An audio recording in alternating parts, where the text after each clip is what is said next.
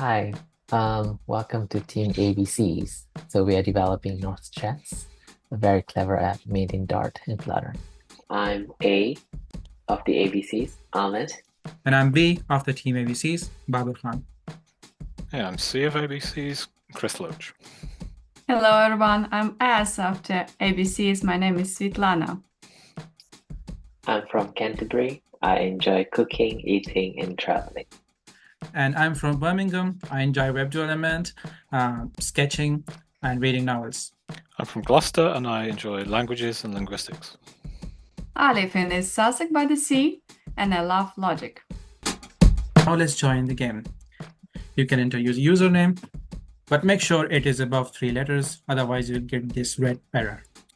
I'll give it my name. I can join multiplayer or offline, or I can even go with a game variant. Let's go with the standard one. Waiting for my opponent. Working closely as a team, we bridged the gap between technical functionality and user-friendly design, making sure that our chess game was not only visually appealing, but also robust in terms of gameplay logic. In addition, we were involved in testing to identify and fix bugs so that the final product would be polished, engaging, and enjoyable for players. We can capture pieces and promote them.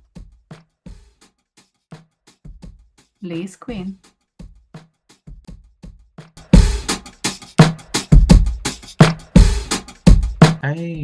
That was ampersand, if you didn't know already.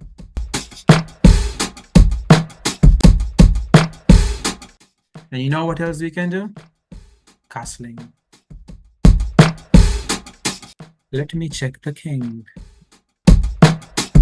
And now his king is in the check.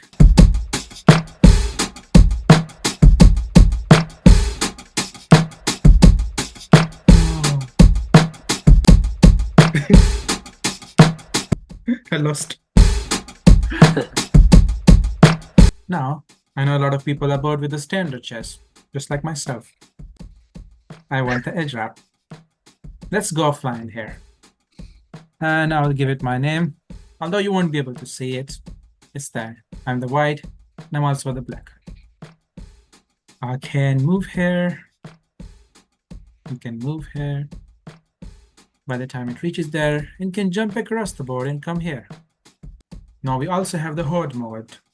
It looks like a zombie apocalypse, but it's not. By the way, in this mode, the black can move first. The white can't move first because it's part of the zombie, and zombies are apparently discriminated against. And now we have the endgame. All the heroes are there. There you go. We have 2 Thanoses. Let's kill the opponent Thanos. Captain America, move on. Oh, they have Captain America as well. They're both 50-50, they can't kill each other.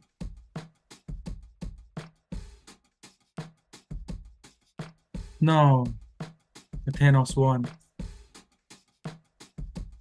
And you know how all this is made possible? Beyond Flutter and Dart, with WebSockets.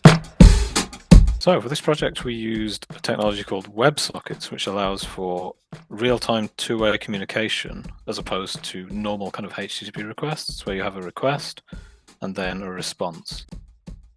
So here I have 4 different clients open in 4 web browsers, and the server will keep a list of game instances with the WebSockets referenced in each. So each client will receive the information from the game that it's in. So if we sign in as client 1 here, client 2 here, we should go into a game, which we do. Client 1's playing client 2 is playing client 1 here. And they've joined. There are many advantages of Flutter. From a single code base, you can develop a cross-platform mobile development framework.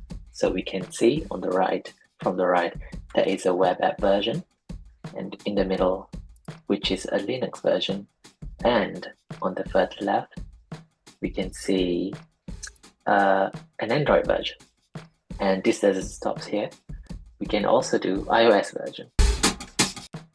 Okay, for the backend, we decided to use Dart as well. And the reason we did this is that we potentially could have decided to have some like validation of the, what's a legal move on the server itself, which we didn't end up doing in the end.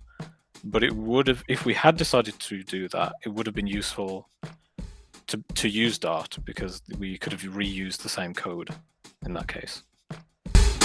So some issues that we encountered in the project was mainly that we were using these new technologies. Dart is a completely different kind of thing, and it renders everything to an SVG. If you, or at least in the web build of the application. We also had the problem that Flutter's state management is a bit strange. It's quite different to React. It made it hard to manage state.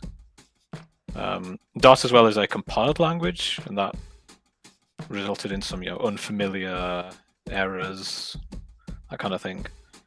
And I think also the fact that we were using these new languages and WebSockets meant that there were some design patterns that we weren't really aware of, and that made it hard to plan, and it made it hard to assign tasks kind of efficiently.